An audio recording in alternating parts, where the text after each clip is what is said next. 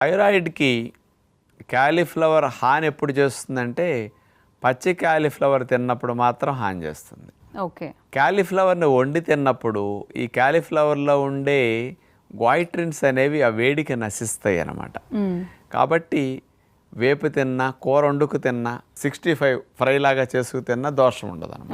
కాకపోతే క్యాలీఫ్లవర్ని సలాడ్స్ రూపంలో పచ్చిగా వాడకూడదు, జ్యూసుల్లో వేసుకోకూడదు.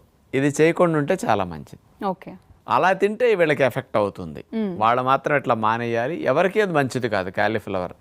అది ఒక పసర వాసన, వికారం వచ్చేస్తుంది తింటుంటే. అందుకని ఎవరు అట్లా తినదు. వండి తినండి, దేనికి దోషం లేదు. మరి ఇప్పుడు డాక్టర్ గారు వండుకుని తినే విధానం గొప్పదై ఉంటే గనక కాలీఫ్లవర్తో ఎన్నో లాభాలు ఉన్నాయని చెప్పారు.